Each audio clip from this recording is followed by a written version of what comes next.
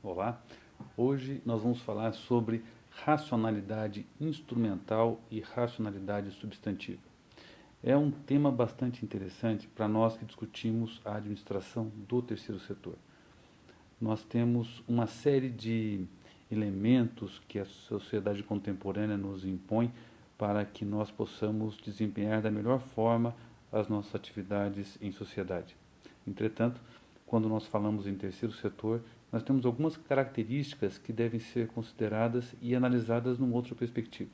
Então, a nossa aula de hoje tem essa finalidade: nós buscarmos compreender elementos teóricos que nos ajudem a compreender o terceiro setor, a relação com os voluntários, a relação com os sócios, a relação com a própria sociedade.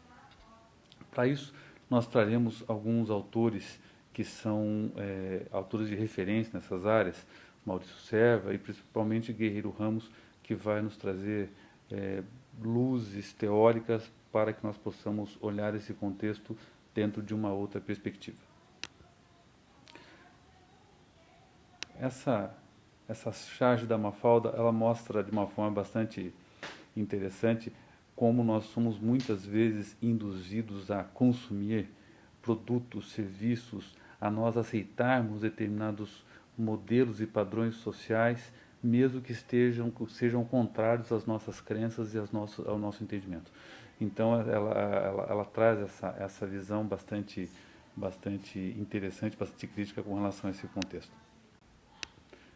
Então, segundo Weber, a racionalidade ela é entendida como aquilo que qualifica o sentido da ação social e pode ser entendida como a forma ou a orientação que a ação com sentido assume. Ou seja, aquilo que há algum tempo atrás não era considerado normal passa a ser considerado habitual ou normal dentro de alguns contextos históricos e sociais. Então, essa racionalidade ela nos dá ela dá a determinadas ações a qualificação adequada dentro daquele contexto social.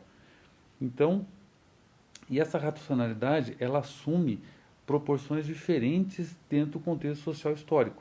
Então, essa charge mostra que muitas vezes em situações de calamidade, ao invés de buscar ajuda, as pessoas buscam o registro, as pessoas buscam a socialização daquela informação nas redes sociais.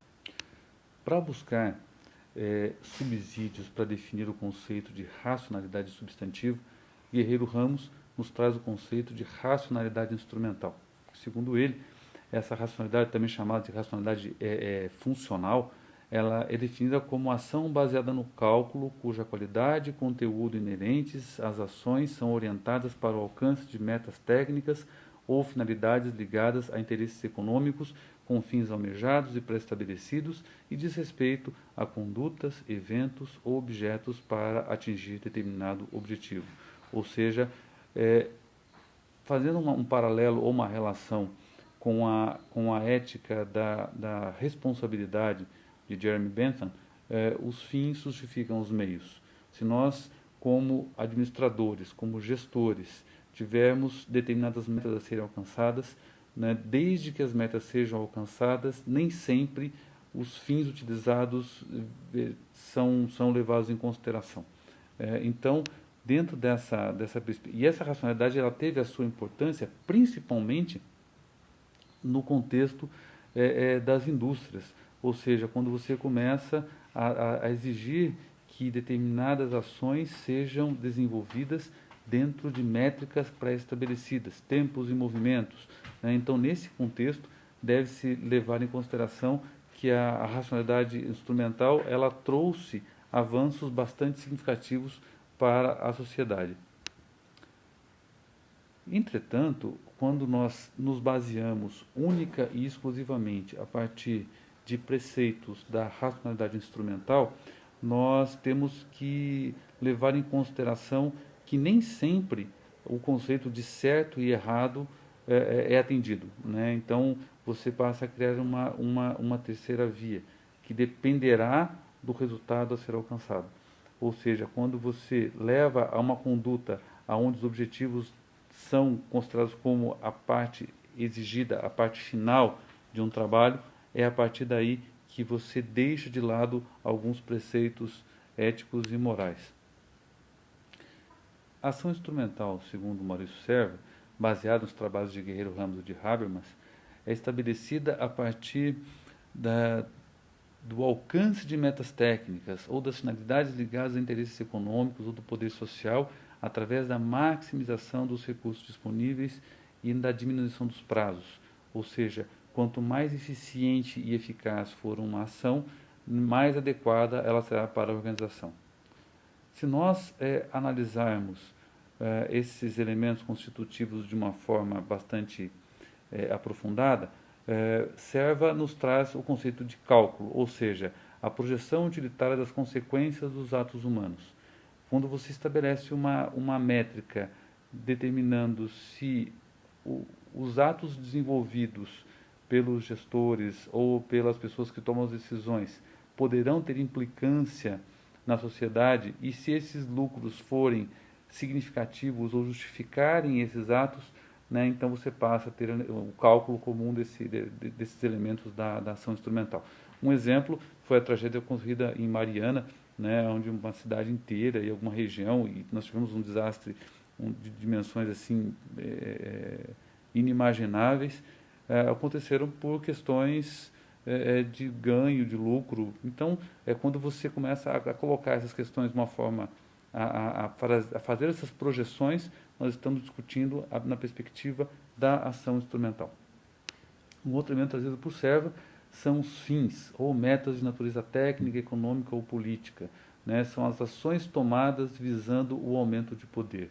Né? Então, os fins que você desenvolve nem sempre podem ser considerados éticos, desde que tragam o aumento do poder para uma instituição ou para grupos ou sujeitos. Outro elemento seria a maximização dos recursos, né? A busca da eficiência e da eficácia máxima sem questionamento ético no tratamento dos recursos disponíveis, quer sejam humanos, materiais, financeiros, técnicos, energéticos ou ainda de tempo.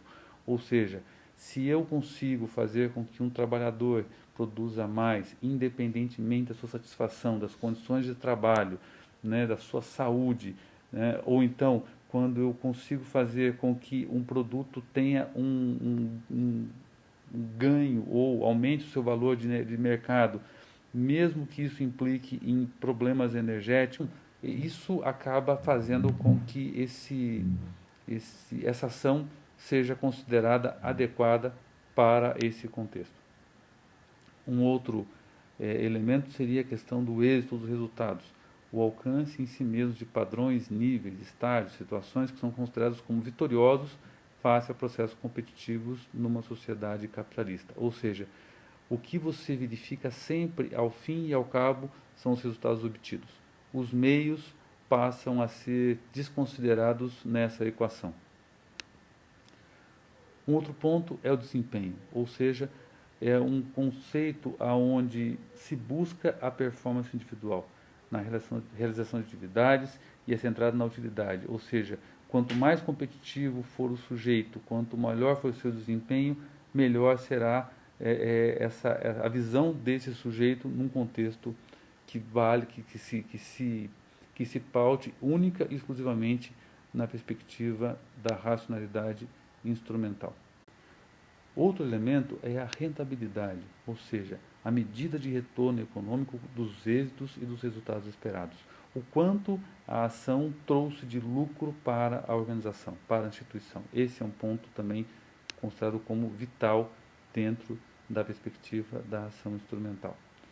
E um outro ponto assim, que é muito questionado na perspectiva ética, refere-se à estratégia interpessoal, também entendida como a influência planejada sobre o outro, né, a partir da antecipação das reações prováveis desse outrem e de determinados estímulos e ações, visando atingir seus pontos fracos, seja no consumo, seja na manipulação do sujeito. Existem, inclusive, consultores especializados em formar vendedores para esse convencimento e fazendo com que você atue justamente nas fraquezas do ser humano para que ele consiga ter sucesso, né, na sua retórica. Bom, dentro desse contexto entendido de uma forma bastante ampla, Nós temos que entender que a sociedade capitalista ela tem tido na ação instrumental elementos que fizeram e fazem com que as organizações se desenvolvam como têm se desenvolvido. Entretanto, num contexto social, nós temos que entender que existem outras formas de gestão. Nós, no curso de administração, de uma certa forma, valorizamos sobremaneira elementos relacionados à ação instrumental. Nós estamos sempre buscando autores, elementos, fórmulas, estratégias para que os produtos, os serviços, as ações sejam sempre bem desenvolvidos e tragam maior lucro com muita eficiência e muita eficácia. Quando nós falamos em terceiro setor, nós devemos pensar que há um outro lado, há uma outra forma de gestão, há uma outra maneira de você se relacionar com o outro, se relacionar com outras instituições. É a chamada racionalidade substantiva. Né? Esse modelo, essa perspectiva é orientada por valores sociais e está em conformidade com pressupostos sociais. Então, a partir de agora, nós vamos ver o outro lado da moeda. Uma outra forma de vocês, como gestores, atuarem junto às organizações, junto à sociedade, de uma maneira mais ética, de uma maneira mais voltada para a alteridade, ou seja, você se colocando mais no lugar do outro e respeitando sempre essa visão do outro. Racionalidade substantiva. Mas por que substantiva? Passery afirma que o substantivo estaria no modo de fazer as coisas, né? na motivação que faz com que as pessoas desenvolvam algumas atividades. Serve? Afirma que em organizações que tenham essa característica, né, a intenção das atividades ela deve ser prazerosa, ela deve buscar a solidariedade dos indivíduos e a participação de todos dentro da organização. Então, nós estamos falando de um contexto de organização muito mais voltado para o sujeito, para ouvirmos os outros e para abrirmos espaço para opiniões dos demais elementos, né, da organização. Segundo o Guerreiro Ramos, a racionalidade substantiva deve ter por objetivo a busca sistemática da eliminação de compulsões desnecessárias, agindo sobre as atividades humanas nas organizações econômicas, de forma a tornar pleno o desenvolvimento das potencialidades do ser humano. Então, muito mais do que desenvolver o lucro, o sucesso, nós temos que pensar na satisfação do sujeito, na satisfação do ser humano. Esse é um ponto bastante importante dentro da perspectiva da racionalidade substantiva. Então, Mannheim afirma que essa racionalidade substantiva é um ato de pensamento que revela percepções inteligentes das inter-relações de acontecimentos numa situação determinada. Ou seja, como se estabelecem as relações entre os sujeitos dentro de algum contexto, dentro de conflitos, dentro de pontos que não sejam considerados como um consenso. E sugere que atos dessa natureza tornem possível uma vida pessoal orientada por julgamentos independentes. Ou seja, os gestores devem ouvir, os gestores devem analisar as diferentes perspectivas e devem tomar as suas decisões a partir do seu entendimento com relação a determinado ato, não levando em consideração somente o lucro ou somente os prazos e os cronogramas que forem pré-estabelecidos. Como eu falei anteriormente, Guerreiro Ramos trouxe um conceito de racionalidade instrumental para que ele pudesse definir o conceito da racionalidade substantiva. Então, essa racionalidade substantiva não seria algo que se limitaria a uma determinada forma de atuação, e sim pelas ideias e princípios dos indivíduos com ações conjuntas, sem compromisso com a forma sistêmica da organização e suas burocracias. A racionalidade substantiva está voltada para a valorização do ser humano de forma individual e coletiva, fundamentada nos padrões éticos que permitem aos indivíduos julgar e mensurar determinados acontecimentos.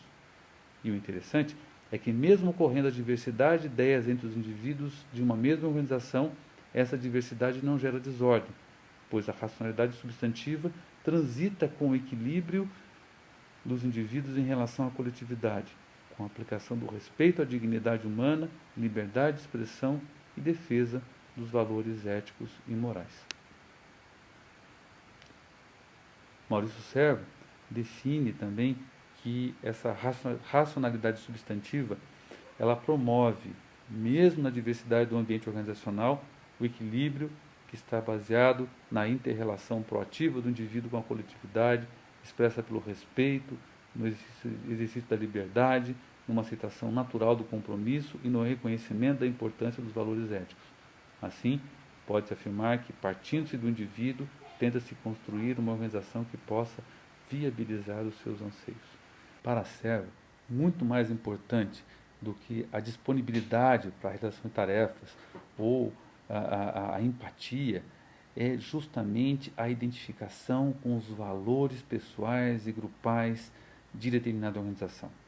É a partir daí que se estabelecem os elos necessários para que um sujeito possa se colocar à disposição como voluntário ou inclusive possa aprofundar as suas relações com a organização, vindo a se tornar no futuro um associado e alguém que possa participar inclusive da diretoria desta organização. Aqui há um quadro de análise que traz uma comparação entre os modelos da racionalidade instrumental e da racionalidade substantiva. É um quadro bastante interessante porque nos permite fazer essa comparação entre os dois modelos propostos. Então, para que possa ser implantada um modelo de abordagem substantiva nas organizações, Servo traz 5 indicações. A primeira delas, ele diz que as necessidades humanas são variadas e atendidas por múltiplos cenários sociais. Ou seja, nem sempre uma organização conseguirá atender a todas as necessidades dos sujeitos. Sujeitos falando em termos de voluntários, diretoria e associados. Então, muitas vezes, esse sujeito pode participar de diferentes organizações ou de diferentes movimentos, buscando complementar os seus anseios pessoais. Somente algumas necessidades humanas são atendidas pelo sistema de mercado, que determina um cenário social fortemente influenciado pela comunicação operacional e por critérios instrumentais. Então, o que nós estamos colocando, esse ponto de discussão ao modelo da racionalidade instrumental é justamente uma forma de mostrar que mesmo para gestores, dentro das organizações, existe uma outra forma, existe um outro caminho, que nem sempre ele estará de acordo com os anseios que a sociedade contemporânea coloca. Então, o sistema de mercado muitas vezes nos impõe alguma forma de trabalho ou alguma forma de desenvolvimento profissional que nem sempre é adequada aos nossos princípios éticos, morais e principalmente à nossa forma de olhar o mundo. Ao trazer o item 3, Servo nos diz que diferentes cenários organizacionais estão correlacionados a diferentes categorias de tempo e espaço. Ou seja, os cenários organizacionais do Brasil em 2017 não é o mesmo cenário organizacional do Brasil dos anos 90. Tampouco é o mesmo cenário organizacional da Alemanha de 2017. Ou seja, o contexto histórico e social influencia diretamente o cenário organizacional. No item 4, ele traz que diferentes cenários organizacionais possuem diferentes sistemas cognitivos. Ou seja, as organizações têm formas diferentes de trabalhar, têm formas diferentes de avaliar os seus resultados. Isso também deve ser considerado nessa implementação de uma abordagem substantiva. E por último, diferentes cenários sociais têm como requisito diferentes enclaves ou territórios dentro do tecido social, embora possuam vínculos entre si. Ou seja, os cenários sociais eles acabam atuando em diferentes frentes ou com diferentes contextos sociais e todos estão estabelecidos, conforme nós veremos também na discussão sobre as redes, né? Existe uma correlação muito próxima entre diferentes atores do contexto social.